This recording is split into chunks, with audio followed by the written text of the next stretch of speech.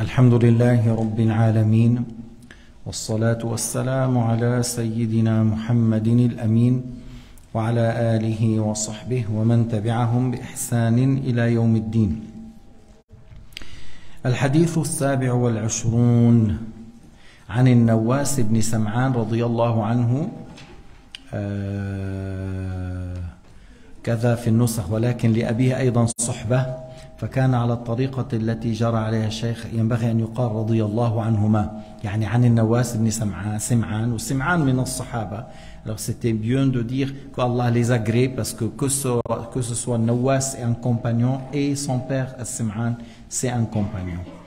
وهو من أصحاب الصفة سكن الشام وله 17 حديثا. Il est parmi les compagnons qui étaient très pauvres, qui dormaient dans la mosquée du prophète alayhi salatu wassalam, la place qui s'appelait As-Suffa. Et lui, il a rapporté du prophète alayhi salatu wassalam 17 hadiths. عن النبي صلى الله عليه وسلم قال حين سئل عن البر والإثم. Alors, le prophète a répondu lorsqu'il était questionné au sujet, c'est quoi al-birr, les actes de bien, al-ithm, le haram ou le péché. Al-birr huwa ismun jami'un li anwa' al-khayr. Lorsqu'on dit al-birr, c'est un nom qu'on dit pour les portes de bien, pour les biens, pour les actes de bien en général.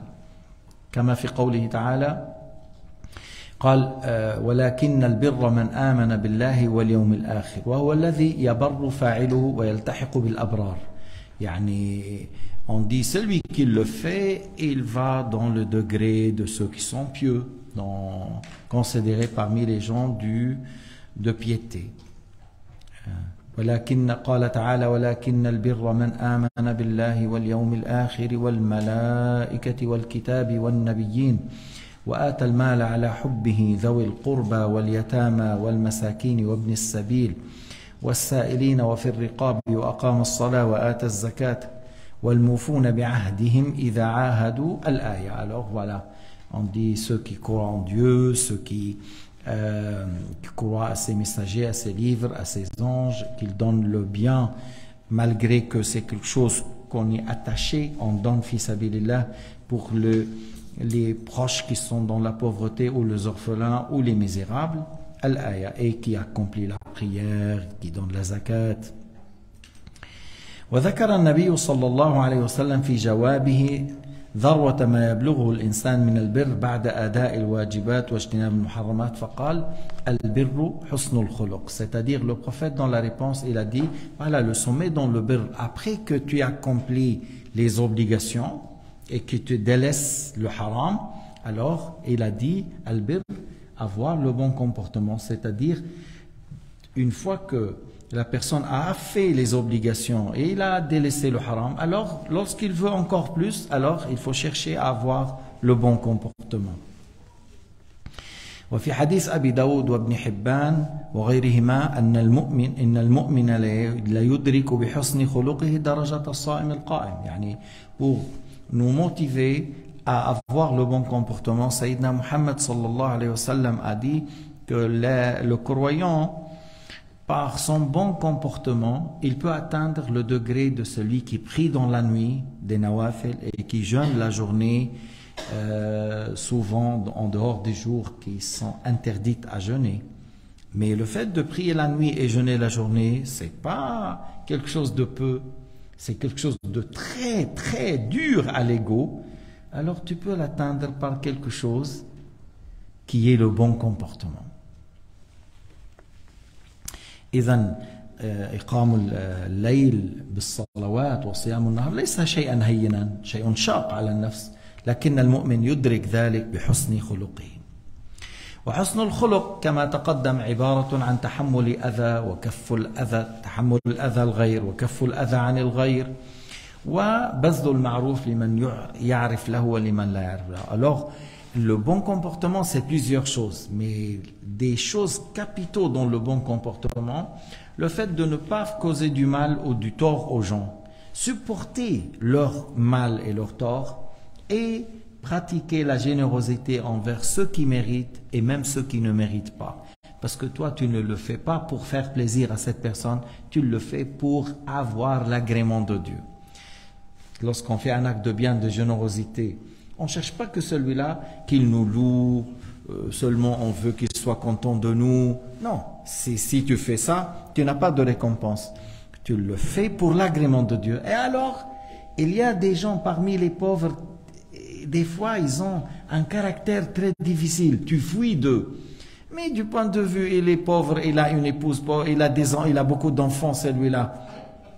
Tu lui donnes, malgré c'est quelqu'un qui ne sait pas remercier des fois, qui ne reconnaît pas ce que tu as fait.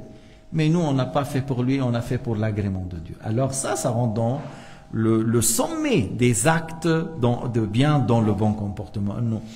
كف الأذى عن الناس كثير من الناس يفعله كثير من الناس بقول لك أنا ما بأذي حدا بس تعال إلى الصفة التي بعدها الصبر على أذى الناس قليل من يفعله الصبر على أذى الناس قليل من يفعله بقول لك لا إن لم تكن ذئبا أكلتك الذئاب. Il y a beaucoup qui dit si tu n'es pas un loup tu seras rongé par les loups. Alors celui qui te critique comme ça tout de suite il réplique et tu le critiques, il t'insulte tout de suite, il te tape, tu le tapes. Mais le bon comportement, c'est pas comme ça. Tu patientes sur leur tort et sur leur mal, et c'est très peu des gens qui agissent de cette manière.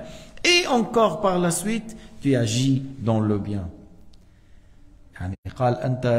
Tu donnes le bien aux gens. Si la personne n'est pas dans les gens qui méritent, toi-même tu es parmi les gens de mérite et il donne. يعني إذا كان هو لم يكن له أهل أنت أهل لأن تعطي إيش هذا وذاك. وليس هو عبارة عن لين الجانب وترك المعاصي والفواحش فقط. C'est-à-dire لين الجانب, avoir la parole douce, avoir le visage souriant. C'est dans le bon comportement, mais c'est pas seulement ça. Avoir un visage souriant et avoir des paroles douces, ça sucré, savoir parler aux gens, ça rentre dans le bon comportement, mais c'est pas seulement ça. قال تعالى الذين ينفقون أموالهم في سبيل الله ثم لا يتبعون ما أنفقوا منا ولا أذى. Alors ils dépensent, mais après ils ne suivent pas par le fait de faire al-man, je t'ai donné, je t'ai fait, et ils ne font pas du mal par la parole aux gens à qui ils ont donné. أيضا الله تعالى يقول وعباد الرحمن الذين يمشون على الأرض هونا وإذا خطبهم الجاهلون قالوا سلاما, يعني قالوا كلاما فيه سلام لهم. Alors les adorateurs ou les esclaves de Ar-Rahman, les vrais esclaves sont ceux qui marchent al-Huwayna sur terre, c'est pas la marche d'orgueil mais avec modestie. Et lorsque les ignorants leur adressent des paroles dures ou vulgaires ou des insultes, ils répliquent par des paroles qui sont bien, qui sont à leur place, qui ne soient pas de la même manière, mais une parole qui seront sains et saufs de commettre des péchés. وقال تعالى وإذا ما غضبوا هم يغفرون. Et lorsqu'ils seront en colère, ils pardonnent. Regardons alors tout ça, ça t'indique que le bon comportement est une chose demandée. Même si tu es en colère, tu pardonnes et tu ne répliques pas. وقد جمعها وفقد جميعها علامة سوء الخلق. يعني c'est ce qu'on vient de dire. Voilà les bons comportements. Si la personne n'a pas ça, toutes ces choses-là n'a pas, c'est quelqu'un qui fait du mal aux gens, il ne supporte pas le mal des gens, il ne fait pas du bien aux gens, il est agressif, il est quelqu'un qui, et même certains des fois, même le fait de dire assalamu alaikum, ça sort pas de sa bouche, même ça, il est tellement avare, ou même le mot assalamu alaikum qui ne coûte rien et qui est facile, ça sort pas. Alors vraiment ça c'est une très mauvaise signe. هذا علامة سوء كبيرة. C'est un très mauvais signe qu'il est dans une très mauvaise état telle personne. ووجود بعضها دون بعض يدل على البعض دون يعني فليشتغل بحفظ ما وجده تحصيل ما فقده. Si la personne il a certaines choses mais il n'a pas d'autres, ok, continue à avoir et à faire, à pratiquer les choses que tu as, mais cherche à avoir les autres choses que tu ne l'as pas. Comme je viens de dire, être généreux avec les gens qui méritent et les gens qui ne méritent pas, ou le fait de patienter sur les torts qui est causé par d'autres personnes.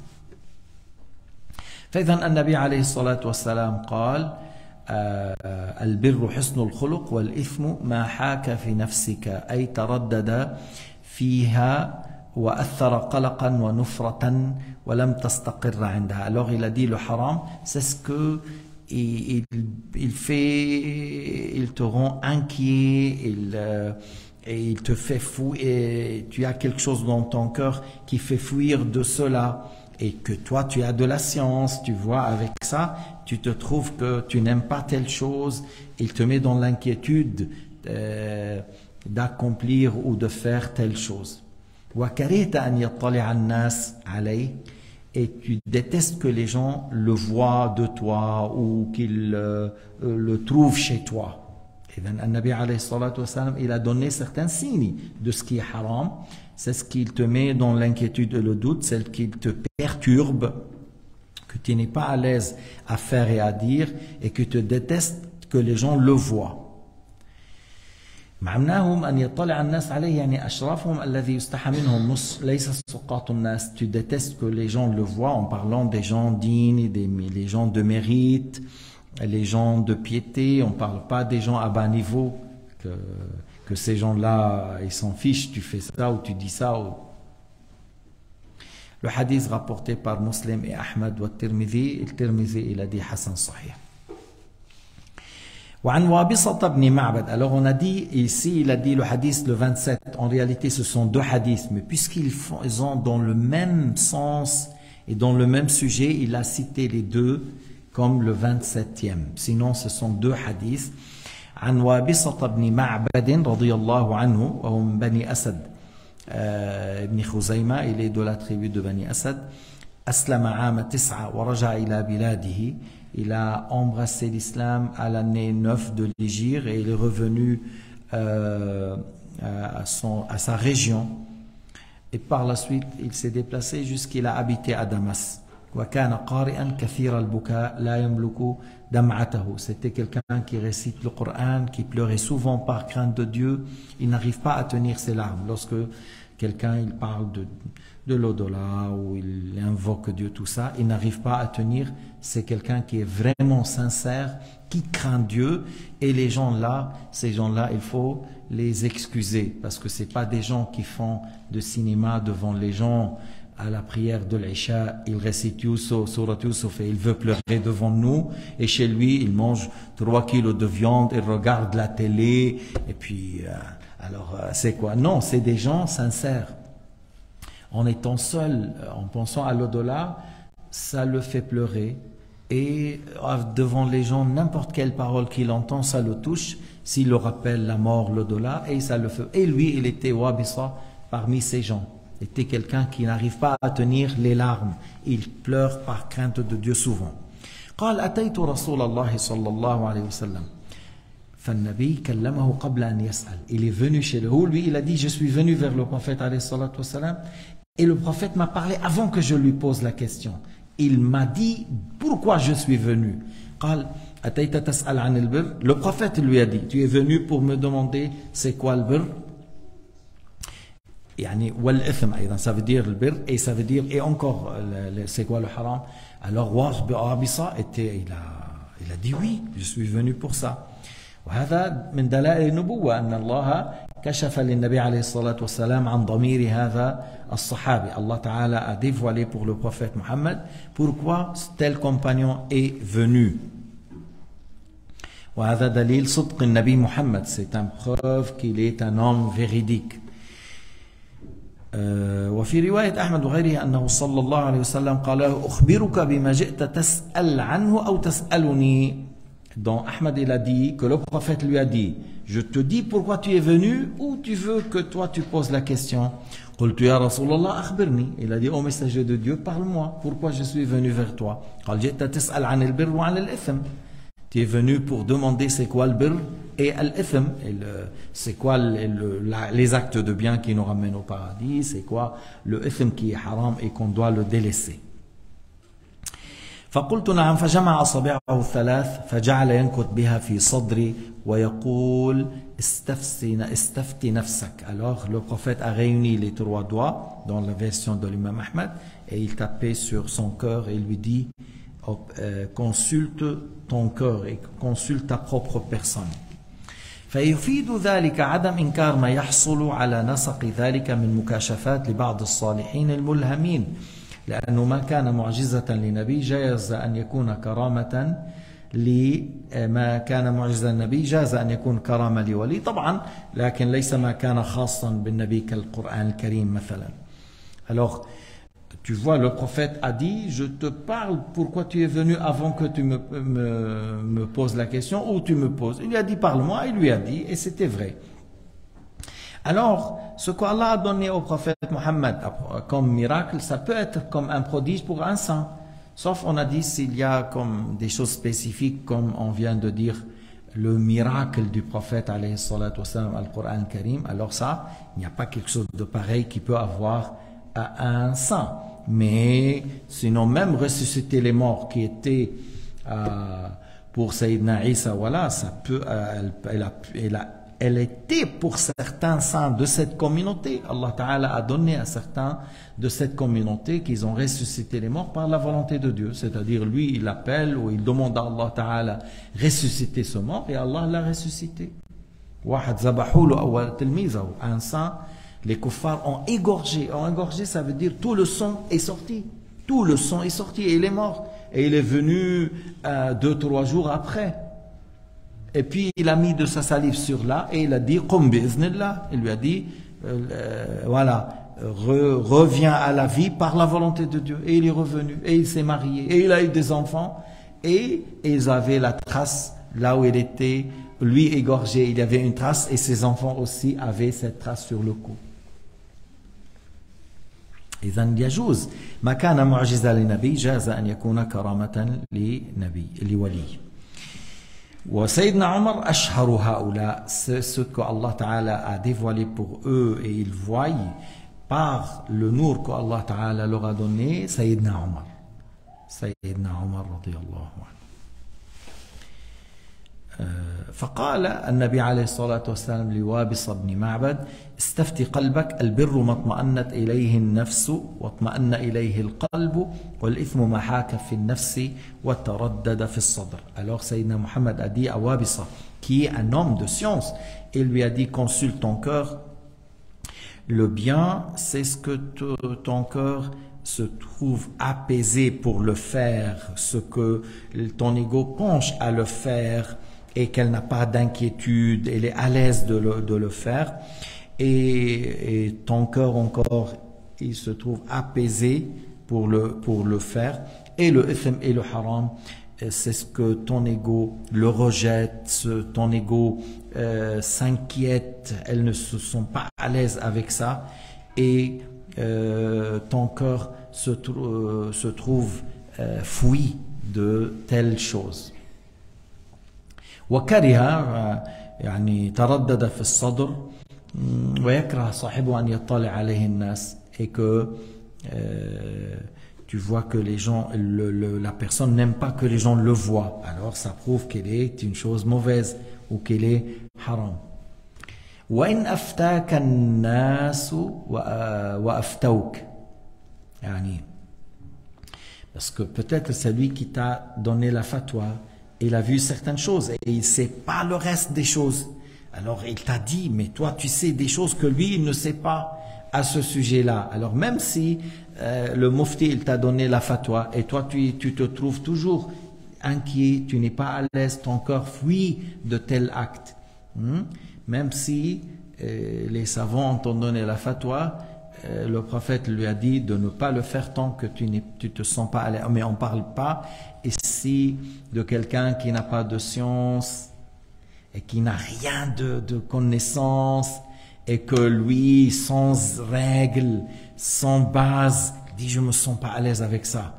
Du fait, puisqu'il n'a pas de science et qu'il n'a pas l'habitude de faire, des fois la personne, ils ne se sont pas à l'aise de le faire. Comme des fois tu dis à quelqu'un, porte le khouf et fais-le, le prophète l'a fait. Tu dis non, je ne le fais pas, j'ai jamais fait, je me sens pas à l'aise, j'ai jamais fait. Mais tu vois ici, on lui dit fais, même si c'est pas, on parle pas ici de celui qui n'a pas de science et de connaissance. يدل على هذا حديث الشيخين مرفوعا سيكون في آخر أمتي أناس يحدثونكم بما لم تسمعوا أنتم ولا آباؤكم فإياكم وإياهم يعني أنهم يأتون بما تستنكره القلوب ولا تعرفه لأنه يقول لك حكما شاذا فإذا أنت لا تأخذ بهؤلاء لا تفعل ما يقولون كما بعضهم جاءنا بالتجسيم والتشبيه وبعضهم جاءنا بتحريم زيارة قبور الصالحين وهذا شيء يعني المسلمون تواتروا عليه من أيام الصحابة فهؤلاء الذين جاءوا بهذه البدع الوهابية تحريم المولد تحريم التبرك وزيارة قبور الصالحين والتشبيه والتجسيم وكذا جاءونا بما لا نعرف نحن ولا آباؤنا فالنبي قال فإياكم وإياهم يعني ابتعدوا عن هذا الشذوذ لا تأخذوا بهم. Alors comme le Bukhari et Muslim ont rapporté qu'il y aura à la fin, vers la fin de ma communauté, vers les derniers temps, vers la fin du temps, qu'il y a des gens qui vont te dire des choses que vous n'avez pas entendues, ni vous ni vos ancêtres. Alors méfiez-vous de les écouter et prenez une distance de ces gens-là, ne donnez pas d'importance à ce qu'ils disent. Et là, si on veut regarder parmi, voilà, ça peut s'appliquer encore pour la secte wahhabite qu'ils ont dit qu'on ne peut pas visiter les tombes des saints pour la baraka et faire dua à côté et ils ont dit vous adorez les tombes. Mais vraiment, ils sont des gens à bas niveau. Si on visite les tombes d'un homme saint ou d'un prophète, on pense que c'est un endroit béni pour faire des invocations à notre Seigneur. Qu'est-ce qu'il a à voir ça avec l'adoration? Comment tu dis j'adore la tombe? Pas du tout. C'est comme tu dis je serai dans la mosquée, c'est mieux que je serai dans le souk. Ou je serai dans la mosquée, c'est mieux que le fait d'être dans un dancing. Alors, ici, c'est plus proche à l'obéissance et j'invoque Dieu à l'intérieur de la mosquée. Et si je suis à côté d'un prophète, la tombe d'un saint ou d'un prophète, c'est mieux que le fait d'être à côté d'une tombe d'un mécréant. Alors, si la personne a cru que l'invocation, ça peut être exaucé ici, il n'y a rien du mal. Au contraire, c'est juste.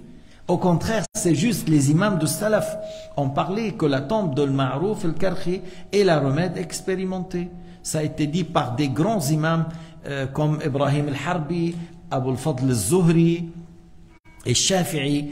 Il visitait la tombe Abu Hanifa pour faire dua à côté. Alors ces gens-là à bas niveau, si on peut dire imbéciles là, et ils disent « c'est du shirk, vous adorez les tombes ». Mais alors vous considérez celui qui vient vers la Kaaba pour faire le tawaf et il met la main sur le tissu de la Kaaba ou à côté de l'Multazam, vous dites qu'il adore la Kaaba alors? Non, mais c'est un endroit béni, c'est une construction de Adam, après de Ibrahim. Sayyidina Muhammad a mis la pierre noire à l'angle ici. Alors qu'est-ce que vous dites? On n'adore pas la Kaaba, mais c'est une maison honorée. Et la place où il y a la tombe du prophète, c'est Mohammed, c'est la meilleure place sur cette terre. C'est la meilleure place sur cette terre, là où Sayyidina Muhammad est enterré. Alors, les Wahhabiyya, ils sont tellement mauvais, ils pensent du mal de la communauté musulmane, que même si tu es dehors à 200 mètres, assis en face de la coupole verte, en face de la tombe, je dis parce que la tombe de celui que je l'aime là-bas, il vient, il te dit, lève-toi. Pourquoi? Parce qu'il pense que tu es en train d'adorer la tombe. Mais comment? Comment? On aime celui qui est dans la tombe, mais pourquoi l'adorer? Pourquoi tu penses que je vais l'adorer? Parce que ces gens-là, c'est des imbéciles. C'est des gens à bas niveau. C'est pour cela, de toute la côté de la mosquée de Médine, la côté de la tombe, ils n'ont pas mis des tentes. Ils ne veulent pas que les gens s'assoient là-bas, ni dans la nuit, ni dans la journée. Et actuellement, je vous ai dit, ils ont transformé toute l'ancienne mosquée, toute la mosquée avec ce qu'ils ont fait, Omar ibn Abdel Aziz et les Turcs, lorsqu'ils ont agrandi la mosquée, tout ça, ils ont fait d'une manière que tu n'arrives pas à prier dedans, en dehors des 5 prières. Et ils ont fait des canalisations comme lorsqu'on fait pour les moutons, et les gens rentrent comme des groupes, comme des moutons, 200, 300 personnes debout, l'un à côté de l'autre. Et si tu veux venir d'un autre côté, il y a des places vides quand même. Ils ne te laissent pas prier. Ils te laissent pas prier. Et tu sais, lorsqu'ils t'interdisent de prier dans ce coin vide, c'est un grand péché. Il n'a pas le droit parce que c'est la mosquée où tous les musulmans ont le droit. Et je suis venu, il y a un endroit vide. Mais ces gens-là, c'est ça le grand péché. C'est ça lorsque tu me prives de prier de cette place. C'est ça le grand péché. Et si tu pries, il te pousse, il te fait tomber. Parce que هدول الناس جلف. هن اللي بيجوا من نجد جلف. بدو أجلاف. C'est des gens rêches, durs, mauvais, comme des chiens pas dressés, مثل الكلاب اللي هي منا مدربة بالمرة, sauvage. Alors voilà, alors le prophète nous a mis en garde contre des gens comme ça. Alors le Bukhari et Muslim ont rapporté qu'il y aura à la fin du temps de ma communauté des gens qui vous parlent de ce que vous n'avez pas entendu, ni vous ni vos parents. Alors méfiez-vous d'eux et ne leur donnez pas d'importance, ne les écoutez pas. سيكون في آخر أمتي أناس يحدثونكم بما لم تسمعوا أنتم ولا آباؤكم فإياكم وإياهم. يعني يأتونكم بما لا تعرفون لأنه شاذ, parce que c'est singulier, c'est des avis singuliers, c'est pas les avis des savants de l'islam. Alors voilà, il faut pas les suivre, il faut pas les écouter. ونحن هؤلاء جاءوا بما فيه التكفير للإمام أحمد والإمام الشافعي وإبراهيم الحربي وأبو الفضل الزهري وللسلف الصالح ولمن جاء بعدهم. Ils ont amené des choses selon leurs règles. Shafi'i est kafir, l'imam Ahmad est kafir, Ibrahim al-Harbi est kafir, et beaucoup d'imams. C'est-à-dire, nous, on a donné l'exemple là où il y a vraiment textuellement des choses qui ont été dites selon le Wahhabiyya, ils disent c'est du shirk. Hadith Wabisa radiyallahu anhu, hadith Hassan. C'est un hadith fiable qui est bien. روي في مسندي الإمام أحمد والدارمي, ça a été rapporté par Imam Ahmad et Darimi aussi. قال بعضهم والظاهر من سياق الحديثين أن للبر علامتين خارجية وداخلية. فالخارجية هي حكم الظاهر الذي يحكم به المجتهد من الحل أو القربة, والداخلية هي اطمئنان قلب العامل الورع إلى عدم وجود سبب خفي يمنع من أخذ الفتوى فتوى المفتي. Alors certains savants ont dit ce qu'on comprend de le hadith pour savoir le birr, il y a deux choses: la fatwa d'un vrai savant et que par la suite tu te sens à l'aise et le cœur apaisé à cette fatwa qui, si on parle de quelqu'un qui a la science, bon, on parle de quelqu'un qui a la science. Pourquoi des fois le cœur ne sont pas à l'aise? Parce que peut-être celui qui t'a donné la fatwa ne connaît pas encore tout le reste. Il y a quelque chose qui est lié à ça et le savant qui t'a donné la fatwa ne sait pas. Et toi, tu t'es pas senti à l'aise parce qu'il y a quelque chose qui ne l'a pas su le mufti en donnant la fatwa. وكذلك الإثم له علامتان ظاهرة وخفية. Le haram, il a deux signes, une chose apparente et une chose qui est que la personne trouve dans son cœur. Alors, al-zahira, c'est l'apparente, c'est la fatwa du mufti en disant ça c'est haram, ça c'est interdit. Et ce qui est caché, c'est que la personne, il se sent le cœur mal, non apaisé, et ça lui met dans l'inquiétude. Il n'aime pas que les gens le voient de lui. et ils se sentent pas à l'aise pour prendre, et on parle toujours de quelqu'un qui a la science, et en disant, oui, même s'il a dit, mais moi, je sais, il y a des choses encore, peut-être le mufti n'a pas compris bien ma situation et ma question complète. هلا احيانا مثلا مره الجنيد رضي الله عنه il a vu le Harith al-Muhasibi. Junayd, le grand saint, il a vu le Harith al-Muhasibi qui a passé. Au Harith al-Muhasibi, c'était un homme qui était très pauvre et souvent il est malade et ça se voit sur lui. Ça se voit sur lui qu'il est malade, on voit. Alors il a dit alors il lui a dit, oh tel cheikh, tu rentres chez nous, on t'accueille, on t'invite, on te met à manger. Alors le Harith al-Muhasibi, comme c'est des gens, ils ont certains appris que si la chose vient, toi tu n'es pas attaché, tu n'as pas cherché, tu n'as pas passé devant le Junayd à ce moment-là pour qu'il te dise, tu vois, pas du tout, il t'invite, ok, je viens. Parce que des fois, c'est bien de répondre à l'invitation comme Sayyidina Muhammad le faisait. C'est dans ce sens-là que le Harith, qui était un homme très ascète, il a accepté. Alors le Junayd a voulu vraiment lui mettre des choses. Alors il a pris de son oncle, de la maison de son oncle à côté, il a pris des bonnes choses et c'était des gens aisés, il y avait des choses, des bonnes choses. Il a voulu que le Harith qu'il mange, qu'il tient un peu fort. Alors il lui a mis beaucoup de choses. Alors le Harith a pris et il a mis dans la bouche et il a mâché et il a mâché. Il n'a pas pu avaler, puis il est sorti. Il est sorti, il n'a rien mangé. Alors le Junayd, il lui a dit le lendemain, mais on t'a invité, on a voulu que tu manges. Il lui a dit, le Harith, j'ai essayé d'avaler, mais j'ai pas pu. Parce que un jour, j'ai fait un pacte, j'ai demandé à Allah subhanahu wa ta'ala de m'éloigner de toute chose haram ou de toute chose douteuse.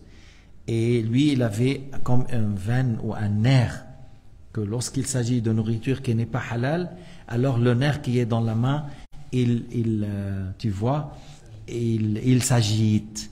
Alors lui, lorsqu'il a mis ça, il y avait ça, il n'a pas pu avaler. Alors il lui a dit, voilà, c'est ce que j'ai fait comme pacte avec Dieu. J'ai demandé à Allah Ta'ala de ne pas laisser le haram qu'il rentre dans mon corps. Et alors il a dit, je suis sorti et j'ai craché celle-là dans le couloir. Avant que je sorte, j'ai déjà craché et je suis sorti. فهو قال له يا سررتني ثم نغصت علي. Le Junayd, il a dit, tu m'as fait plaisir lorsque tu as accepté, et après tu m'as éprouvé, j'étais très triste. Alors il lui a dit, il lui a expliqué. هلا هذا يقول شيخنا النبي صلى الله عليه وسلم خاطب في هذين الحديثين صحابيين. Ici on parle de deux compagnons. جمع كل منهما الورع. Les deux hadiths qu'on a cités, il s'agit de deux compagnons et les deux étaient des gens scrupuleux, très pieux, et ils cherchaient vraiment le halal pour aller dans les hauts degrés. Et lorsque le prophète alayhi salatu wassalam a dit, voilà, tu cherches qu'est-ce qu'il y a dans ton cœur, est-ce que ton cœur est apaisé, ta propre personne, parce qu'ils avaient une certaine connaissance, une certaine science. C'est pour cela, si quelqu'un t'a dit à l'encontre de ce que tu sais, il faut pas le suivre. Il faut pas dire, ah, c'est lui qui a dit, t'as écouté, et toi tu sais que c'est pas comme ça dans la religion. Peut-être il a mal compris la question, peut-être il y a quelque chose qu'il n'a pas connu dans cette question. C'est pour ça que le prophète il a dit, consulte ta propre personne, ton ego. ولذا قال البيضاوي إذا التبس عليك شيء ولم تدري حلال هو أو حرام فتأمل فيه إن كنت من المجتهدين. البيضاوي a dit, si tu as une hésitation entre deux choses, est-ce que c'est halal ou haram, alors regarde dans celui-là, cherche à savoir si tu es parmi les jurisconsultes, si tu es comme Shafi'i, comme l'imam Ahmad, voilà, comme Sufyan Thawri, si tu as l'ijtihad, tu regardes. وانظر إلى ما يوصلك إليه نظرك ويطمئن به فؤادك. Alors regarde après qu'est-ce que va t'amener ta science et ton effort à ce sujet. Sinon, tu vas poser la question à ceux qui sont dans al-ijtihad. Et si tu te sens à l'aise avec ce qu'ils ont demandé, alors, ouais, et tu n'as pas connu quelque chose caché que le savant ne connaît pas pour être dans l'hésitance, non. Ils t'ont bien répondu et tu te sens à l'aise, alors tu prends. Fakhuz. Sinon, si tu n'es pas senti à l'aise parce que tu vois, il y a quelque chose que le savant ne connaît pas encore à ce sujet, et il y a quelque chose qui est caché, que lui, dans sa réponse, on voit qu'il y a quelque chose qu'il ne connaît pas à ce sujet, alors tu ne rentres pas, tu ne le fais pas. وأما ما كان مع المفتي به دليل شرعي ولم يوجد سبب خفي لا يعلمه يعني ولا يوجد سبب خفي يعلمه المستفتي يمنعه من أخذ بقول هذا المفتي فليس له الإعراض عنه. Dans le cas où le mufti il a parlé et il a donné l'argument, et celui qui a posé la question, il n'y a pas quelque chose qui est caché à ce sujet et que le mufti n'est pas au courant, alors il n'y a pas une cause qui t'empêche de prendre la fatwa comme il a dit le mufti, alors tu le prends, même si tu dis je me sens pas à l'aise, même si tu dis je fuis de cela. On vient de dire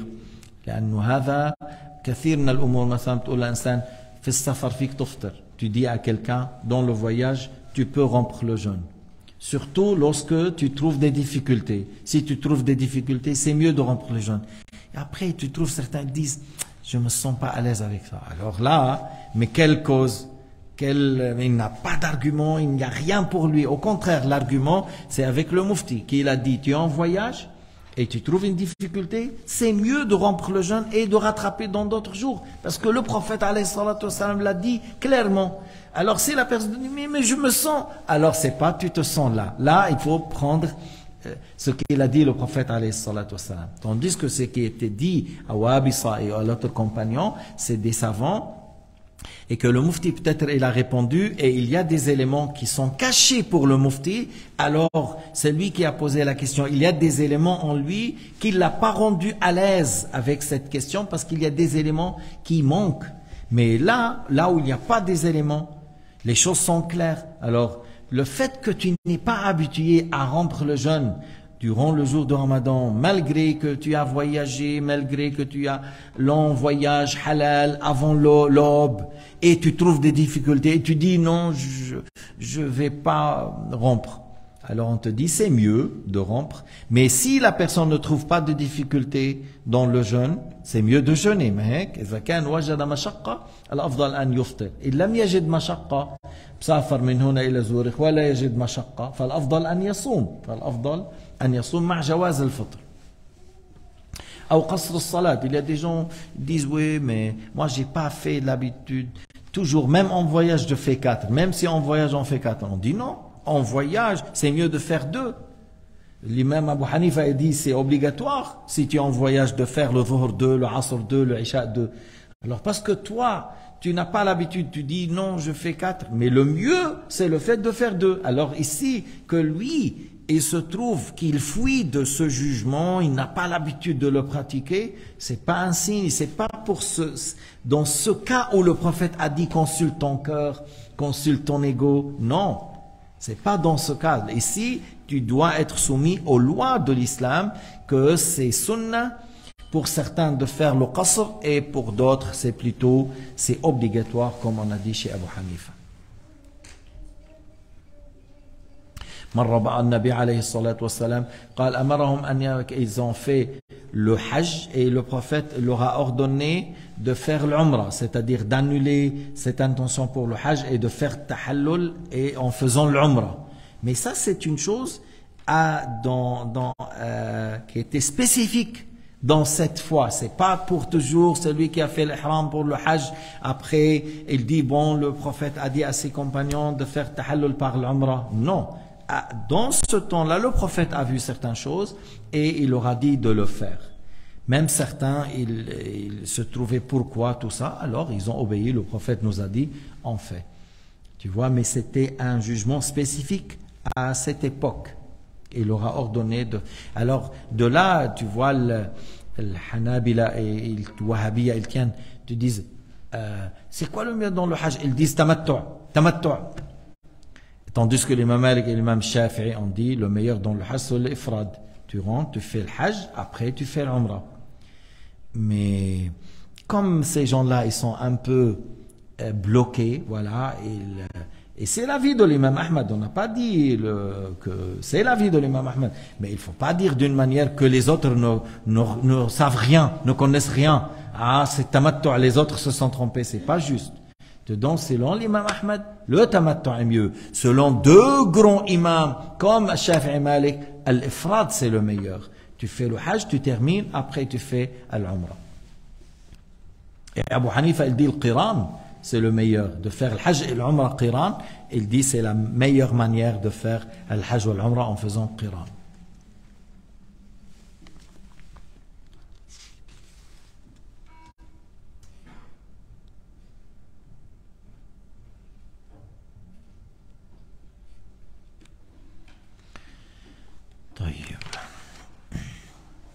الحديث الثامن والعشرون le hadith de 28e روي من وجوه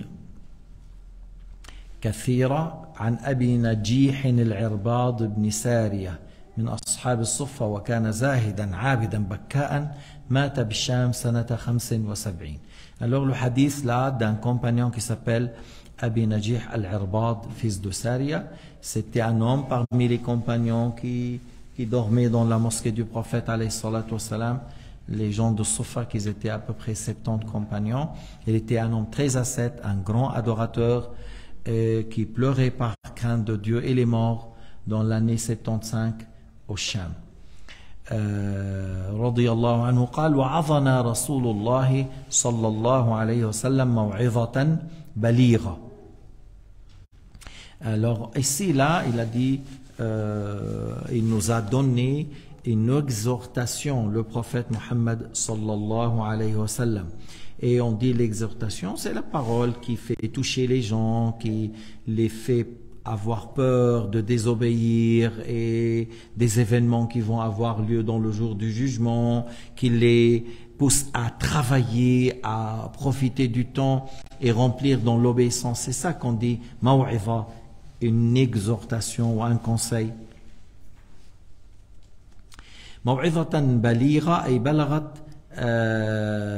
في تأثيرها فينا, c'est-à-dire c'était quelque chose qui nous a touchés, une exhortation qui était touchante, et c'est comme que le prophète leur a donné, des fois il veut donner des conseils, mais cette fois était le prophète a insisté sur certaines choses et il était très fort par rapport aux autres. وَجِلَتْ مِنْهَا الْقُلُوبِ, alors il a dit les cœurs ont eu peur et ils ont pris de cela une grande méfiance contre la désobéissance et on a pleuré par crainte dans le même séance, dans voilà, là on est وَذَرَفَتْ مِنْهَا الْعُيُونِ, c'est-à-dire on a pleuré, les larmes ont coulé des yeux. Et on dit que cette exhortation l'a touché complètement du cœur, du corps. Là, il y a l'effet sur le cœur et qui est apparu sur le corps par la suite, sur l'effet des yeux, ainsi de suite. وفيه استحباب موعظة العالم لأصحابه ليفقههم ويذكرهم ويخوفهم ويشوقهم. Alors de là on comprend l'importance de faire de temps en temps des exhortations, que le vrai savant, le pieux, le saint donne des conseils à ses élèves ou à ses amis ou à ses frères pour les motiver à travailler, pour qu'ils s'améliorent dans l'obéissance, dans la générosité, dans la prière, dans le dhikr, ainsi de suite. بالإجمال, tu conseilles les gens de ne pas être attachés à ce bas monde et de travailler pour le dollar. شو المراد يعني بالموعظة؟ ماذا المراد؟ مراد أن لا تكون غافلا في حب هذه الدنيا غارقا أو سكران في حبها, بل تكون عاملا للآخرة. عاملا يعني مشتغلا في طاعة ربك. Tu travailles dans l'obéissance à ton Seigneur et tu n'es pas attaché à ce bas monde, tu regardes autour de toi, même si c'est de l'or, même si, oui, mais c'est pour une courte durée, qu'est-ce que je fais avec ça? C'est lui qui raisonne, il regarde, c'est pour une durée, je vais faire quoi avec ça? ماذا أفعل بهذا؟ زمن سيدنا عيسى بيجي زمان بشوف الذهب لا يلتفت إليه. Au temps de سيدنا عيسى, les croyants, les musulmans, ils passent à côté de l'or et ils ne le prennent pas. Il voit l'or et il ne le prend pas. Pour lui, 2 rak'at est mieux que tout l'or là. Et actuellement, la prière est mieux que l'or. Mais si on voit l'or, on court derrière. C'est à cause de l'or que la plupart des guerres auront lieu maintenant, ou les problèmes. Mais au temps de Sayyidina Isa, parce que Sayyidina Isa, ils ont vu, c'est un prophète messager, tu vois, et les gens, ils ont dit, il est tué, il est crucifié, et Allah Ta'ala a dit, وَمَا قَتَلُوهُ وَمَا صَلَبُوهُ وَلَكِنْ شُبِّهَ لَهُمْ. Et tu vois réellement ce prophète, il est là, comme Allah Ta'ala a dit, il était au 2e ciel, et il te parle de paradis, il te parle de l'enfer et du jour du jugement, il pratique la charia de Sayyidina Muhammad. Tu ne donnes pas d'importance après à tout ce qui est autour de toi dans le bas monde. Alors, mais les gens actuellement, tu vois, si tu dis d'or, il y a quelqu'un qui donne à quelqu'un qui passe 1 kilo d'or, un lingot, tu vas voir. Bon, on n'est pas nombreux, mais je ne sais pas si vous allez sortir ou je sors avec vous. Allahu a'lam. Inch'Allah, ma numtahan bihadha. En espérant qu'on ne soit pas et testé ou examiné par ça. Si Radouane, quelqu'un qui dit, il y a quelqu'un, il donne 1000 francs à chacun. Tu sors. Allahu a'lam, Allahu a'lam. Parce que tu peux dire, moi je te dis sors et viens, tu mets dans la mosquée, t'inquiète pas. طيب قال فقلنا يا رسول الله كأنها موعظة مودع, puisque le prophète a insisté, était un conseil très fort par rapport aux autres. Oui, Sayyidina Muhammad a fait l'éloquence, ses paroles c'est toujours touchante, mais là c'est un peu plus d'habitude. Alors on a dit au messager de Dieu, on dit c'est une exhortation d'adieu. فأوصنا, alors donne-nous laisse-nous un testament ou un conseil qu'on tient après cette parole, parce qu'on voit, c'est comme tu nous fais une exhortation d'adieu, c'est comme tu nous annonces que bientôt je vous quitte. Alors, si c'est le cas, donne-nous un conseil qu'on le tient après toi, qu'on le garde, qu'on le met en pratique après toi. كأنها موعظة مودع فقلنا يا رسول الله كأنها موعظة مودع فأوصنا, يعني وصية جامعة ترشدنا بها, un conseil global, général, profitable, qui nous indique le bien pour nous, ما فيه صلاحنا ما فيه فلاحنا. كما قلت فإنهم لما فهموا أنه مودع طلبوا الوصية الكافية. وفيه استحباب استدعاء الوصية والوعظ. De là on comprend que, tu vois, le prophète alayhi salatu wassalam a fait une exhortation. Eux, ils ont demandé quelque chose en plus comme conseil. Qu'est-ce que tu veux de nous? Comment tu veux et que tu aimes qu'on agisse après toi? Comment tu aimes tes compagnons agissent après toi? Et là, on demande à des gens qui sont pieux, bien sûr, tu vas pas... Comme eux, ils ont demandé au prophète Mohammed, alors nous, on demande aux saints, aux pieux, avant de voyager, voilà, donne-moi un conseil. كان شيخنا الشيخ عبد الله يحرص ايش على قول اترك التنعم عليك بتقوى الله واترك التنعم. Souvent, il dit, craignez Dieu et délaissez le luxe dans la vie, que ce soit dans l'habit, dans les nourritures, et dans les maisons, dans les voitures. Délaisse-le. Parce que si tu es pris par ça, tu seras distrait, tu ne trouves pas le temps pour faire les sunan, et ni les cours, ni l'aumône, ni rien du tout. Mais si tu pratiques l'ascétisme, tu auras beaucoup du temps. Alors tu vois le conseil. وكثير ما كان يقول قلل الكلام. Il conseille encore souvent de ne pas trop bavarder, de ne pas trop parler.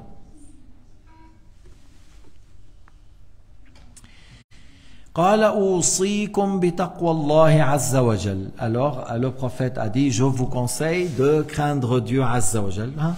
يعني هذا النبي ماذا قال لأصحابه؟ أوصيكم بتقوى الله. هذا وصية وأمر الله للأولين والآخرين. C'est ce qu'Allah a ordonné aux communautés précédentes et aux dernières communautés de le craindre, de mettre en pratique ce qu'il a ordonné. أوصيكم بتقوى الله عز وجل.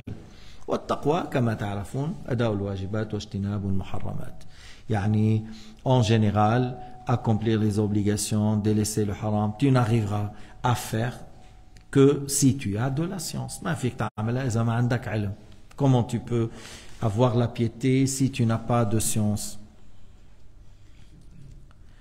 وهي سبب الوصول إلى المعارف الوهبية. C'est-à-dire celui qui a la piété, il peut avoir la science al-ilm al-ladunni, que des fois Allah Ta'ala te dévoile les choses et il te donne la science d'interpréter les rêves, parce que les dévoilements de certaines choses qui sont cachées ou l'interpréter des rêves, l'interprétation, c'est pas quelque chose qu'on apprend en apprenant tel ou tel livre.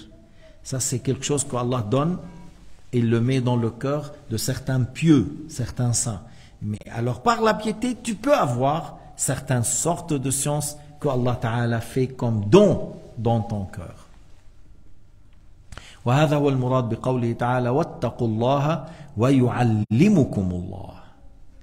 واتقوا الله بالعلم الواجب وأداء الواجبات ويعلمكم الله العلم اللدني.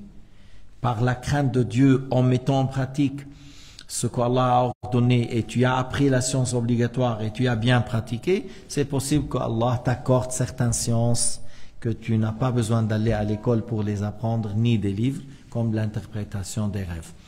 فقال عليه الصلاة والسلام أوصيكم بتقوى الله عز وجل. Après il a dit والسمع والطاعة أي اقبلوا قول الأمير وطاعته ما أمر بجائز ولو كان الأمير عادلا أو جائرا.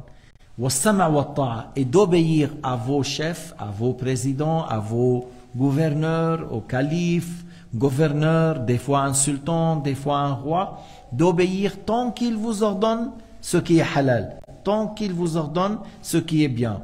Qu'il soit un amir juste ou un amir injuste, qu'il soit un sultan juste ou injuste, tant qu'il t'ordonne le bien, tant qu'il n'y a pas de péché, obéis à lui. Lorsqu'il vous ordonne le haram, tu dis on ordonne à Allah Ta'ala qui t'a créé et on désobéit à toi.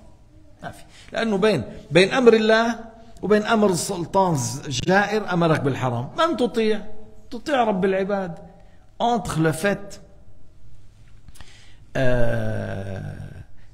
il te dit يلا روح اقتل هذا الحي، ارمي عليهم البراميل، حط العبوات الناس فاقتلهم. Un sultan ولا un amir ولا un président, il dit allez-y, écrasez pour moi cette ville. Je veux pas des êtres vivants, c'est des gens qui se rebellent, ils disent dégage, alors il faut que je les tue tous. Alors voilà, les autres ils prennent les avions et ils jettent les grandes bombes et ils les tuent. Mais ces gens-là, ils ont fait une grande injustice, parce que celui-là, il a ordonné de tuer les gens injustement, et Allah Ta'ala interdit ça, alors on doit obéir à Dieu et pas à celui-là. Alors si tu obéis à celui-là et tu as désobéi à Dieu, tu mérites le châtiment, et tôt et tard, on se retrouve à toi avec ceux qui te les a tués, tu vas te trouver, mais comme ici, tu peux te trouver dans la dunya pour une courte durée, mais le jour du jugement, c'est 50 000 années. طال الزمن أو تأخ أو لم يطل يوما ما عند الله تجتمع الخصوم. هذول الناس قتلوا. ليش قتلنا؟ قال ما بدنا هذا الظالم يحكمنا فقتلونا لأننا قلنا لا نريد أن يحكمنا. هذا يوجب القتل؟ لا يوجب القتل، لكن بعض الناس يفعلون هذا فالويل لهم عند الله.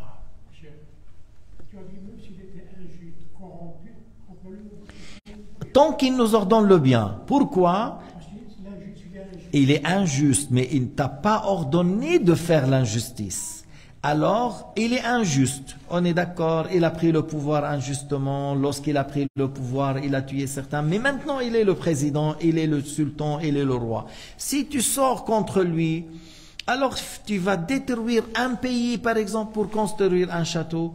Tu vois, alors c'est pas ça, il n'y a pas la sagesse. Alors on obéit tant qu'il nous ordonne. Et il dit, voilà, je veux un pont ici, on fait. Je veux un hôpital ici, on fait. Je veux que nettoyer la ville, on nettoie la ville. Tu vois, tant qu'il nous ordonne. Alors s'il dit, chacun il tue son frère. On dit non, on ne le tue pas, notre frère. Chacun il tue son voisin. Non, on ne tue pas notre voisin. Tu vois. هذا هو لأنه مرة واحد un homme saint. Tu vois, quelqu'un lui a dit, ton cousin, parlons de Muawiyah. Il a dit, il nous ordonne de tuer l'un l'autre, de faire de l'injustice, de faire. Et c'est ton cousin. Il lui a dit, Muawiyah, c'est ton cousin. Il a baissé la tête, après il l'a regardé. Il a dit, obéis à lui lorsqu'il t'ordonne l'obéissance, désobéis à lui lorsqu'il t'ordonne la désobéissance. قال له معاوية ابن عمك هذا يأمرنا أن يقتل بعضنا بعضا وأن يأخذ أحدنا حق بعض وكذا. فأطرق رأسه ثم رفع قال أطيعه في طاعة الله وأعصيه في معصية الله. خلاص. هذا c'est une règle à faire dans ce bas monde. Et Sayyidina Muhammad قال والسمع والطاعة فيما comme on vient d'expliquer.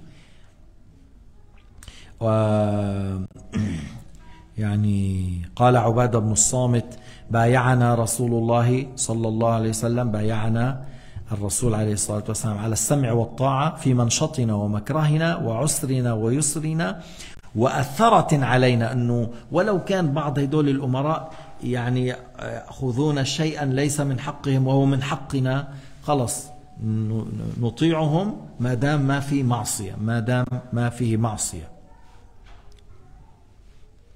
وألا ننازع الأمر أهله إلا أن تروا كفرا بواحا عندكم من الله فيه برهان رواه البخاري. Alors il a dit Ubadah ibn Samit que le prophète nous a fait un pacte d'obéir et d'écouter à nos chefs, à nos présidents en étant contents ou en étant mécontents, dans l'aisance ou dans les difficultés, même si on les voit qu'ils prennent certaines choses à eux-mêmes et ils nous privent de cela et que nous on mérite ces choses. Mais eux, ils nous privent de cela, ils prennent certains biens pour eux. Et il a dit, et qu'on ne lutte pas contre ceux qui sont dans le gouvernement, sauf si on voit de la mécréance explicite et sur laquelle on a de l'argument de la part de Dieu que c'est de la mécréance, alors le prophète a dit à ce moment-là, vous pouvez les enlever, ou vous sortez pour les enlever. Mais si vous ne voyez pas la mécréance, vous patientez, vous envoyez des gens pour les conseiller, vous faites des invocations en leur faveur. إذا لم تروا كفرا بواحا وصراحا إذن ترسلون من ينصحهم من يقبل منهم تدعون لهم بالصلاح تدعون لهم بأن يتغير حالهم بالبطانة الصالحة التي ترشدهم إلى الخير. إذا واحد قال طيب ما الحسين خرج على يزيد ويزيد لم يكن صدر منه كفرا صريحا. Si quelqu'un dit mais le Hussein est sorti contre Yazid le fils de Muawiyah, il est sorti pour lutter contre lui, il a été au Koufa et bon, il n'est pas arrivé au Koufa, il a envoyé son cousin pour là-bas et là-bas ils ont dit il y a 18 000 personnes à côté de toi, avec toi, viens vers nous. Il est venu, tous ces gens-là, ils étaient contre lui, la plupart se sont cachés dans la maison, ils ont laissé le Hussein tout seul avec 30-40 personnes pour lutter contre une armée de 5 000. Radiyallahu anhu. Et ils ont tué cette armée-là de Koufa, 18 personnes de la famille du prophète Mohammed alayhi salatu wassalam, et à peu près une cinquantaine avec le Hussein. Et ils ont tué le Hussein lui-même. Alors le Hussein radiyallahu anhu est sorti contre Yazid parce que Yazid n'a pas eu la califat. C'est-à-dire les musulmans qui ont la clé de donner le pouvoir de le califat, ils n'ont pas donné à Yazid. Il a pris par héritage sans être, et certaines par force sous la menace de la mort. Et ça c'est pas, on peut pas dire que ça c'est un calife. Amma al-Wahhabiyin, ils disent le Hussein, il a été tué par l'épée de son grand-père. Les Wahhabiyin, ils disent le Hussein a été tué par l'épée de son grand-père. C'est-à-dire, son grand-père a dit, si il y a un calife et quelqu'un sort contre lui, vous le tuez. C'est-à-dire, c'est le prophète, c'est comme ils disent, le prophète nous a dit de le tuer. Ça c'est grave. Ça, c'est des grands menteurs. Parce que celui-là, Yazid, était un homme injuste. Muawiyah, il a mis un homme sur l'Irak très injuste, très injuste. Il s'appelle Ziyad ibn Abi. Quelqu'un qui est venu après l'Isha d'une autre ville. Alors la police l'a attrapé. Tu sais pas qu'on a fait grève pour sortir après l'Isha. Il a dit, je savais pas, je viens de loin, j'ai jamais entendu. Ok, tu es innocent, mais si on te tue, ce sera mieux pour la société, tuez-le. C'est ça Ziyad ibn Abi. Ça c'est un gouverneur qui dit, voilà, pour établir la paix et la sécurité, c'est un homme innocent. Mais si tout le monde sait qu'on l'a tué parce qu'elle est sortie, tout le monde reste seul. Alors on a tué. Alors ça, c'est désigné par Muawiyah. Muawiyah, il a une responsabilité ou non? Mais celui qui mit un homme criminel comme chef, il n'a pas de responsabilité. Celui qui dit il n'a pas de responsabilité, alors qu'il témoigne. Si tu nommes un homme criminel sur Lausanne, alors un chef sur Lausanne criminel. Mais celui qui l'a désigné, on va tous dire qui l'a désigné, ça va pas. Vous mettez un criminel, un homme de la mafia là, ici, ça va pas. Celui qui l'a désigné est responsable. Alors ça c'est pour Muawiyah qui a mis Ziyad ibn Abi. Quelqu'un il a dit à Yazid, si Muawiyah sort de la tombe et il te dit mets tel comme président, tu le suis? Tu écoutes? Il a dit oui. Alors il a dit, si Muawiyah est vivant, il lui a dit, déjà, il t'a laissé un testament de mettre le fils de Ziyad comme chef pour l'Irak. Et qu'il soit avant, il était pour le Basra, il a dit, maintenant tu le mets pour le Koufa et le Basra. Qui? Le fils de Ziyad. Et ce fils de Ziyad, il était comme son père, criminel. Criminel. Alors Yazid a mis cette personne-là. Et c'était un homme injuste. Et un autre, vous voulez en parler un autre? Parmi Bani Umayya, il a mis sur l'Irak qui? Al-Hajjaj ibn Yusuf. Al-Hajjaj ibn Yusuf, c'était un homme très fort dans la langue arabe, très fort. Alors comme les gens de Koufa, ils sont contre ces gens-là, tout ça, alors lui, il a été sur le mimbar et il avait le turban, il cachait, il n'y a que les yeux qui apparaissent, il ne parle pas, les gens lançaient des pierres. Alors il a dit, أنا ابن جلا وطلاع الثنايا متى أضع العمامة تعرفوني يا أهل العراق يا أهل الشقاق والنفاق أرى رؤوسا قد أينعت وقد حان قطافها وإني لقاطفها, dans le sens que il fait des éloges à lui-même et il a dit, lorsque je dévoile un petit peu le turban, vous allez savoir qui suis-je. Oh vous, j'ai les gens de l'Irak, je vois des têtes qui sont devenues mûres. Et lorsqu'on a des fermes mûres, il faut les couper. Et c'est moi qui va les couper. Il a enlevé le turban. Et les gens, il allait sortir maintenant. Et il a mis sur les portes de la mosquée, voilà, des soldats de tous côtés. Les gens sortaient et on coupe la tête, on coupe là, des centaines. Il a tué. Alors voilà un gouverneur qu'on a mis pour l'Irak. C'est lui qui l'a désigné. Il n'est pas responsable? Mais bien sûr. Mais bien sûr. قال بعضهم لو جاءت كل أمة بخبيثها وجئنا بخبيثها خبيثنا حجاج لرجحنا عليهم. Il a dit un parmi les, si on demande à chaque communauté, ramenez le plus méchant de parmi vous. Et nous, on vient avec le Hajjaj, on va vaincre. On va les écraser. On a le pire de tous les méchants, c'est Hajjaj ibn Yusuf. Et ils ont dit, il a tué 600 000 personnes en dehors de guerre. Ya Latif, 600 000. Mais c'est lui qui a tué Abdullah ibn Zubayr. Et c'est lui qui a tué le grand saint Abdullah ibn Zubayr. Le premier né pour le Muhajirin à Médine.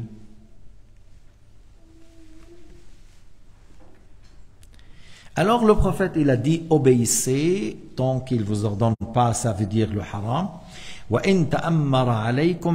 C'est-à-dire même si c'était un esclave qui a pris le pouvoir, qui est devenu président ou sultan ou roi, et il vous ordonne des choses qui ne contredisent pas la religion, vous obéissez. Il a dit même si c'est un esclave,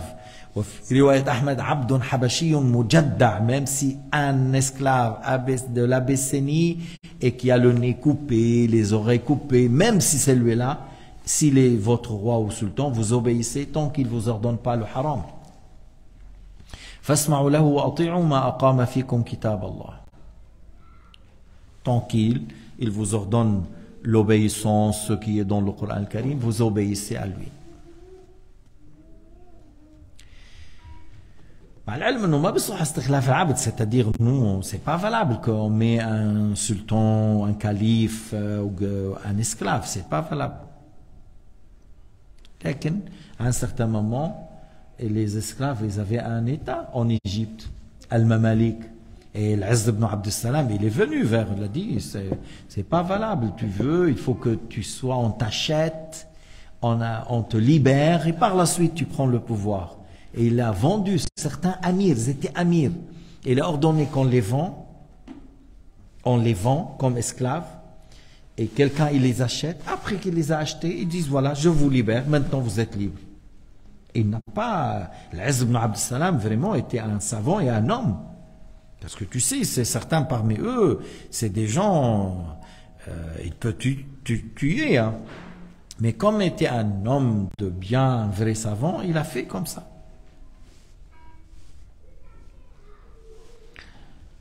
طيب معروف أنه ورد في الحديث الأئمة من قريش أبرارها أمراء أبرارها وفجارها أمراء فجارها ولكل حق فأتوا كل ذي حق حقه وإن أمرت قريش فيكم عبدا حبشيا مجدعا فاسمعوا له وأطيعوا. On dit de Sayyidina Ali ibn Abi Talib, le Hakim a rapporté que les imams doivent être de Quraysh, les pieux ils sont le amir pour les pieux et les que sont désobéissants sera amir sur les désobéissants.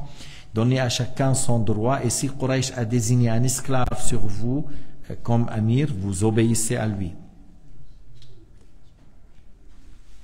ثم قال النبي عليه الصلاة والسلام من يعش منكم فسيرى اختلافا كثيرا. Il a dit, Sayyidina Muhammad, après qu'il a dit je vous conseille d'écouter et d'obéir même si c'est un esclave qui vous gouverne. Et puis il a dit celui qui vit parmi vous, c'est-à-dire qui aura une longue vie après moi, alors il va voir il va voir beaucoup de discorde à cause du pouvoir. Et ça a été depuis Ali et Muawiyah. Il y avait beaucoup de désaccords, même la guerre entre les gens de l'Irak et les gens du Sham, et c'était une question pour Muawiyah de pouvoir, c'était pas pour autre chose. C'était pas pour autre chose que le pouvoir.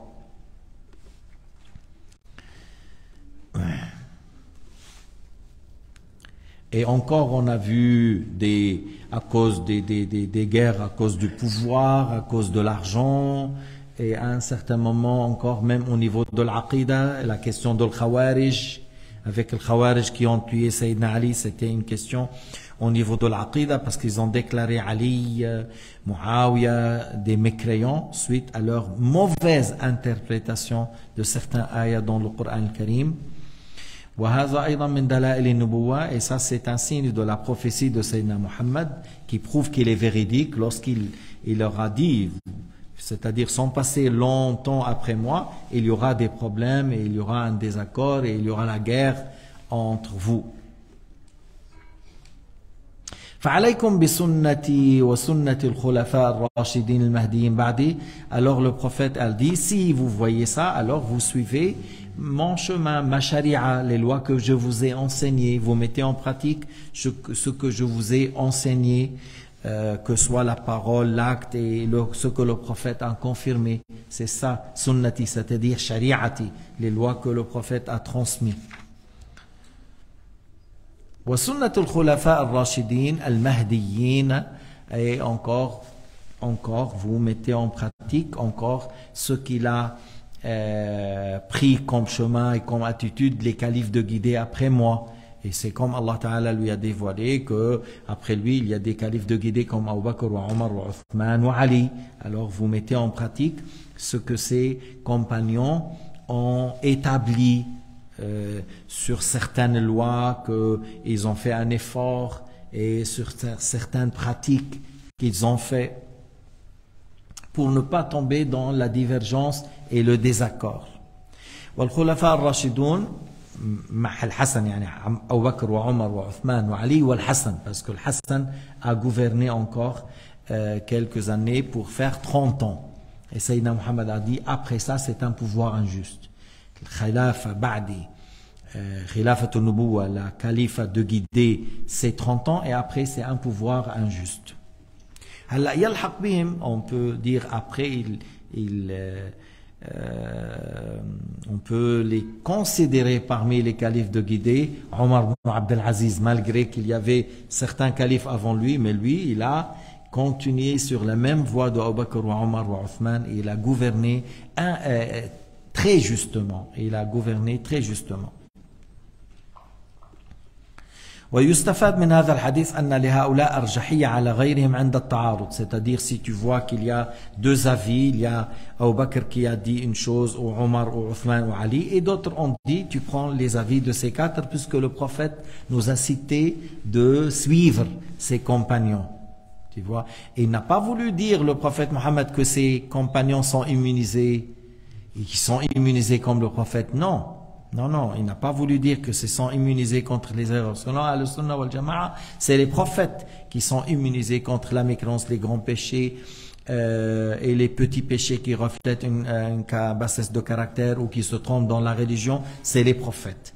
Mais les autres, après, même on parle des grands compagnons, même si on parle des grands imams de la famille du prophète, ils ne sont pas immunisés contre l'erreur. D'ailleurs, Sayyidina Omar, qu'est-ce qu'il a dit? Une femme atteint la vérité et un homme s'est trompé en visant sa propre personne.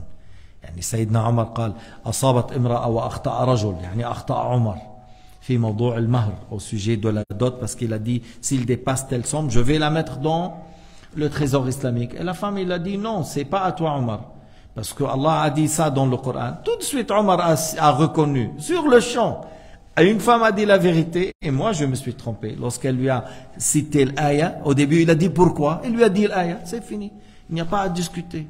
Il y a un texte à ce sujet, on discute quoi? Et il y a des gens, tu lui dis l'aya, tu lui dis le hadith, tu lui dis l'unanimité, tu dis les imams ont dit, le wahhabi il continue à te dire non. C'est-à-dire pour lui, le Coran, la sunna, tout ça, et après il dit Ibn Taymiyyah a dit. Mais attends, il y a le kafir billah.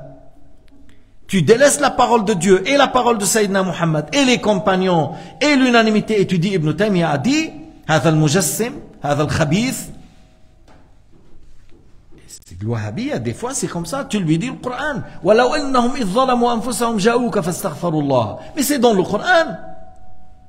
C'est dans le Coran, si tu as commis une injustice et tu es venu vers le prophète alayhi salatu wassalam, et tu lui as demandé qu'il fait une invocation en ta faveur, qu'Allah te pardonne. Allah Ta'ala exauce au prophète Muhammad et il te pardonne. Allah l'a dit dans le Coran Karim. Il te dit ça c'est durant la vie. Qui a dit dans le Coran? Allah Ta'ala a dit durant la vie.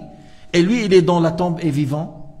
Et les gens ils sont venus après, parmi les compagnons et les autres, ils sont venus vers lui après la mort, et il a dit Ya Rasulallah, stasqi li ummatika.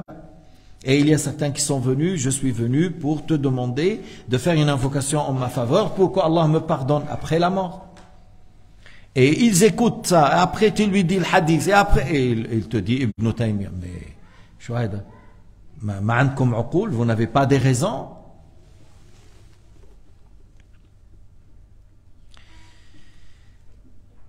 عضوا عليها بالنواجذ. النواجذ c'est les quatre dents qui poussent après l'âge de la puberté, qui voilà, c'est ça nawajid, c'est les quatre dents qui poussent vers la fin. Et il a dit mordez ça, et sur ça la sunna ma sunna et ce que je vous ai enseigné et la sunna des califes de guider.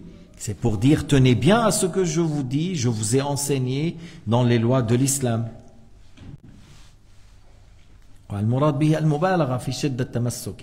C'est pour dire, c'est pas tenir la chose comme on a dit par les dents de devant, mais plutôt par tous les dents. Parce que si tu mords depuis l'intérieur, tu tiens bien à la chose. C'est dans ce sens-là.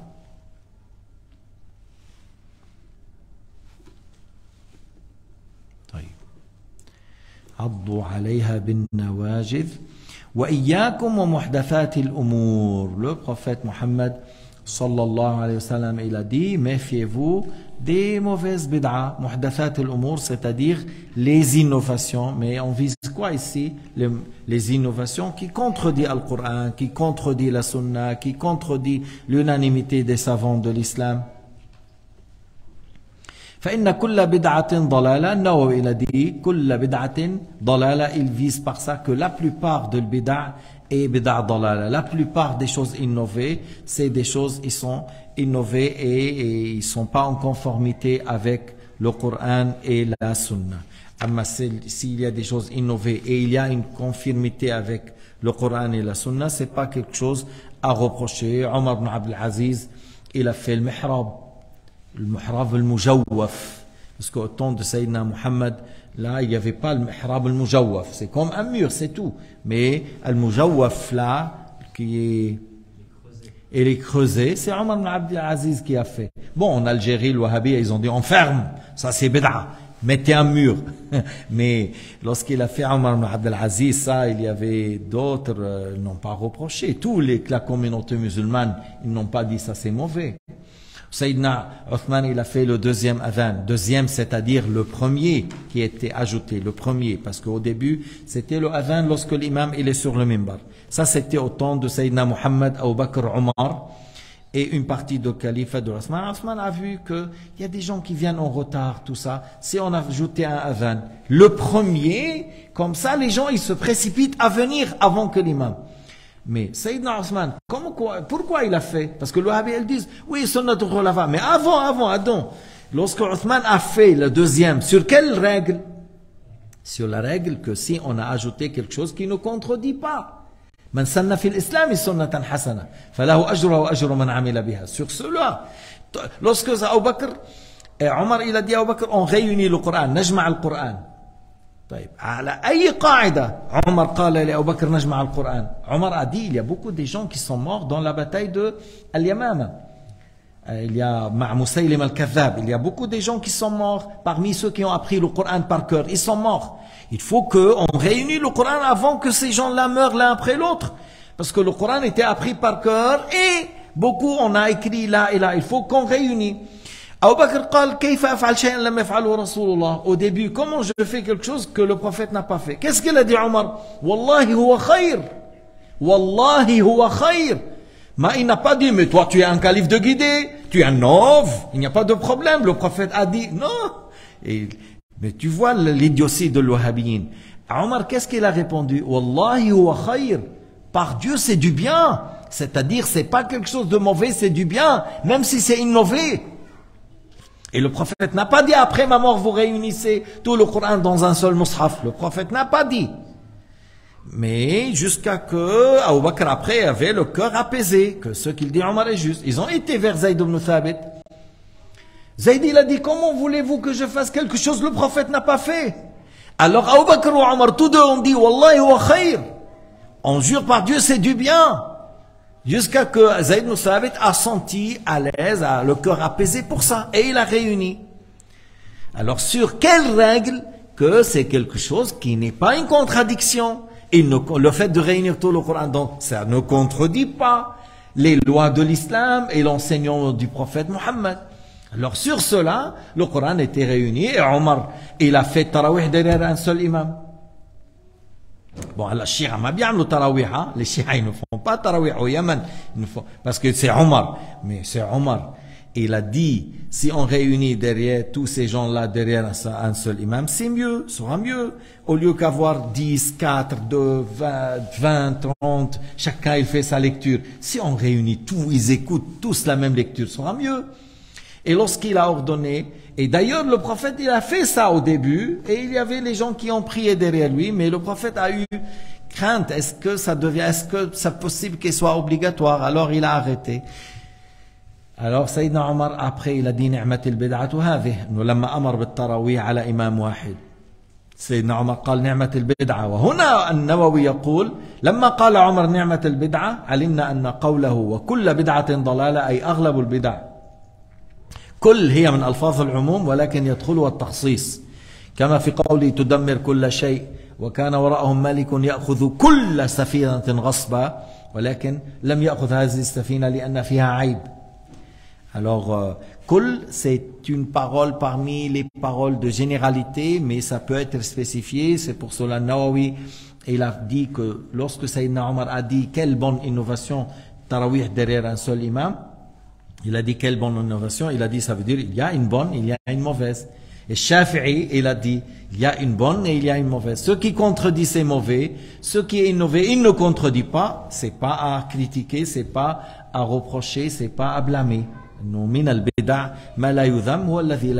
Alors sur ça, Othman il a fait le deuxième adhan. Et après, Omar ibn Abdel Aziz, il a fait le mihrab creusé. Et après, Yahya ibn Ya'mar, il a fait les points, les ponctuations dans le Coran. Parce que l'arabe, c'était une langue sans points, tu lis comme ça, il n'y a rien. Tu regardes le mushaf de Sayyidina Othman, tu vois pas tous les points pour le ta, le ba, le noun.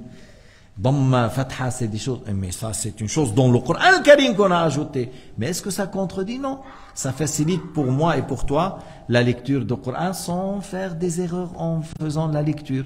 Alors c'est une bonne chose. Alors on a dit il y a bonne et il y a mauvaise. Mais le Wahhabiyya, Summun bukmun umyun fahum la yubsirun. Summun bukmun umyun fahum la ما نحوس نفهم ما نحوس نفهم je cherche pas à comprendre. Pour lui tout est bid'a. Alors on a dit à quelqu'un, parce qu'on lui a dit mais le Jumu'ah, pourquoi vous faites 100 Jumu'ah dans la ville de Conakry? Et il a dit mais nous on fait dans chaque quartier. J'ai dit mais c'est une seule ville, tu fais 100 Jumu'ah. Le prophète n'a pas fait 2 Jumu'ah à Médine.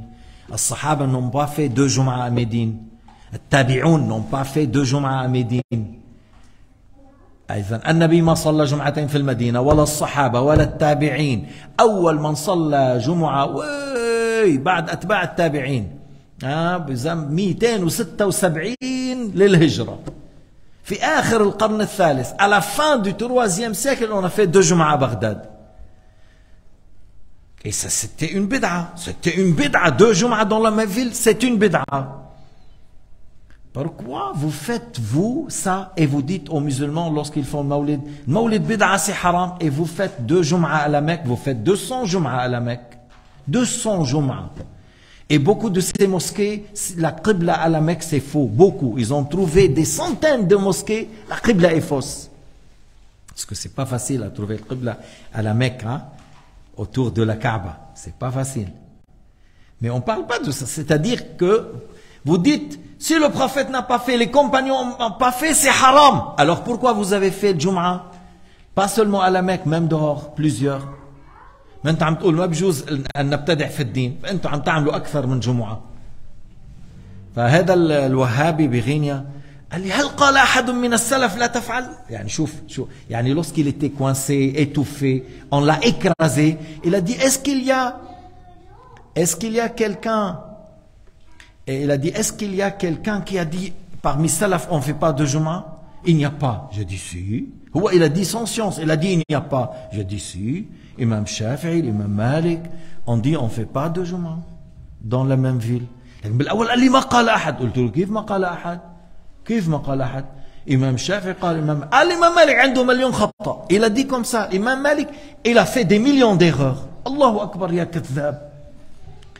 Menteur. Imam Malik, il a fait ça, il peut se tromper, il peut faire une erreur, on n'est pas dit non, mais c'est pas juste, pour ne pas prendre sa parole, comme il a dit, personne n'a dit, on lui a dit si, alors, et puis après, il était étouffé, alors il était écrasé, Raïs al-Wahhabi Virginia, le deuxième personne ou la première personne en Guinée, Abu Bakr Konati, comme ça, s'appelle Abu Bakr Konati parce qu'il est mort maintenant.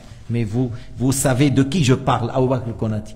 Alors, son élève qu'il a appris ce qui est faux avec lui, parce qu'il lui a dit Allah au-dessus du trône, il lui a dit, toi tu nous as dit ça, on veut parler de ça. Il a dit non, je ne parle pas. Comme il a été écrasé par la première question, il n'osait plus parler. Il a dit non, je ne parle pas. Alors on revient, alors c'est-à-dire toute innovation qui contredit, et c'est la plupart des innovations qui contredisent sont de l'égarement. Mais sinon le prophète Mohammed lui-même a dit, celui qui innove dans l'islam une bonne innovation aura sa récompense et la récompense de ceux qui l'ont mis en pratique après lui, rapporté par Muslim.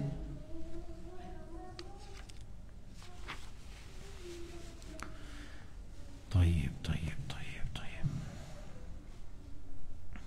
بعدين في بالقرآن آية إيش في أمة عيسى وجعلنا في قلوب الذين اتبعوه رأفة ورحمة ورهبانية ابتدعوها ما كتبناها عليهم. وشرطك إذا بتشوف الوهابيين بيقرأوا بيفهموها. Regarde الوهابيين s'ils lisent cette ayah ils la comprennent malgré qu'il est très clair, malgré qu'il est très clair. ورهبانية ابتدعوها ما كتبناها عليهم, on ne l'a pas rendu obligatoire. Mais eux, ils l'ont fait ibtigha'a ridwanillah. Où Allah Ta'ala a cité comme mérite, وجعلنا, comme mérite, وجعلنا في قلوب الذين اتبعوه رأفة. رأفة, l'indulgence, c'est une bonne chose. ورحمة, clémence, encore c'est une bonne chose. ورهبانية, parce que Allah Ta'ala, il parle comme mérite. Qu'est-ce qu'on a donné comme mérite? Il a dit رأفة ورحمة ورهبانية. Il va pas dire, on a fait du bien. Yani ça se dit pas, on a fait du bien, on leur a donné rafa ou rahma ou shirk. Ça se dit pas, on est d'accord. C'est pas valable de dire on a fait du bien pour cette communauté, on leur a donné rafa ou rahma ou l'amal al-haram. Ça se dit pas. بس ما بدك يفهموا الحمير, mais c'est du vœu, c'est des gens à bas niveau qu'ils comprennent.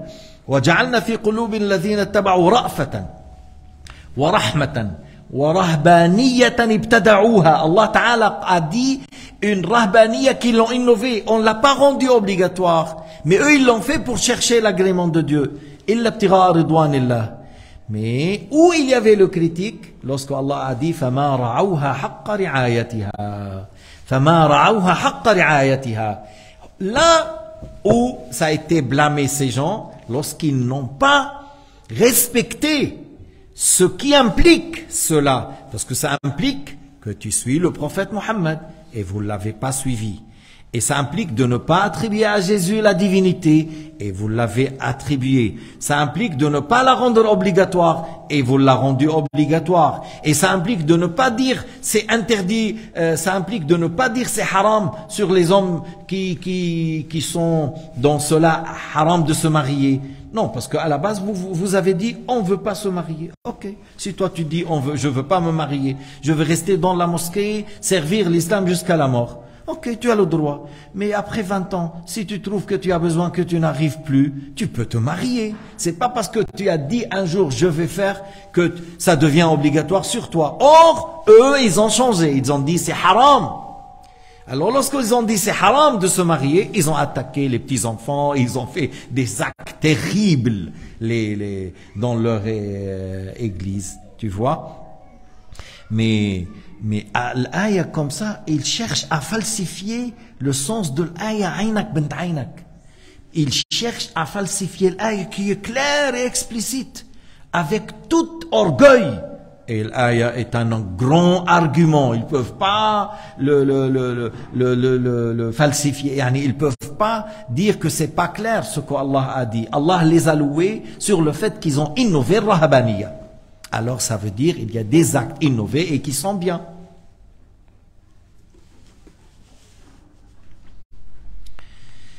على كل ومن البدع الحسنة المتعلقة بالدين. On a dit le fait de faire tarawih derrière un seul imam, le deuxième adhan que Sayyidina Othman a fait, ou le fait que Abdullah ibn Mas'ud a spécifié un jour pour les conseils et l'exhortation. Le prophète n'a pas spécifié un jour, mais Abdullah ibn Mas'ud a spécifié un jour. Yawm al-Khamis, il a dit on fait le jeudi pour l'exhortation et les conseils. C'est quelque chose de très important. Il y a dans les séances de conseil et d'exhortation de Ibn Jawzi, il y a des milliers de gens qui se sont repentis. Il y a beaucoup de gens qui ont embrassé l'islam. Alors lorsque tu parles des saints, des prophètes, de leur histoire, et tu dis aux gens suivez-le, faites comme eux, c'est ça les séances de Al-Qasas et l'exhortation. Alors Ibn Mas'ud, lorsqu'il a dit le jour du jeudi, on va dire c'est bid'a. C'est haram ce qu'il a fait Ibn Mas'ud. Parce que comme ça, les gens, ils sont devenus nombreux. C'est bien de spécifier un jour comme ça. Ils viennent dans une heure bien précise, dans tel jour, pour apprendre. Wallahu subhanahu wa ta'ala a'lam wa ahkam. آمين وفيكم. الحديث rapporté par Abu Daoud والترمذي أيضا. Alors on va, Inch'Allah, après la prière de l'Asr, on fait encore peut-être 2 hadiths, le 29 et le 30, Inch'Allah.